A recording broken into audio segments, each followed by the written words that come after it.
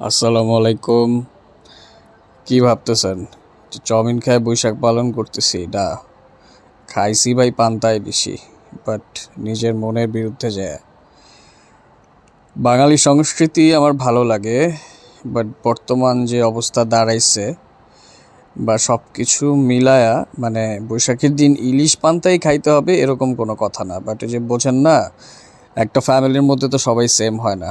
আর মেহমান আসলে দেখা গেছে যে বাসায় ওই দুই একটা পাগল থাকে না, তাদের জ্বালায় মনে করেন ট্র্যাডিশনাল খাবার খাইতে হয়। এটা হলো আরেকটা ঝামেলা।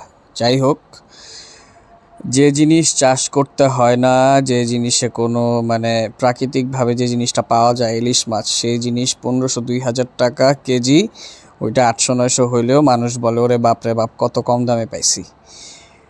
আসলে ট্র্যাডিশনের সাথে সাথে মানে ফ্যামিলির মধ্যে অনেকে থাকে যারা হচ্ছে আর কি স্রোতের সাথে চলতে চায়। বাট আমার ক্ষেত্রে প্রবলেমটা হচ্ছে আমি আসলে যদি প্রয়োজন পড়ে স্রোতের বিপরীতেও চলি।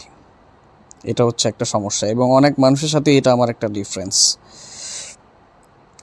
ব্যাপার যাই হোক, যেটা সত্য সেটা বলতে হবে, সেই ক্ষেত্রে আপন পর নাই কোনো। বাট একটা দিনের জন্য এত টাকা খরচ করে ইলিশ টিলিশ খাওয়ার কোনো ধরনের কোনো মানেই হয় না। Thank you very much. সবাই ভালো থাকবেন। আসসালামু আলাইকুম ওয়া রাহমাতুল্লাহ।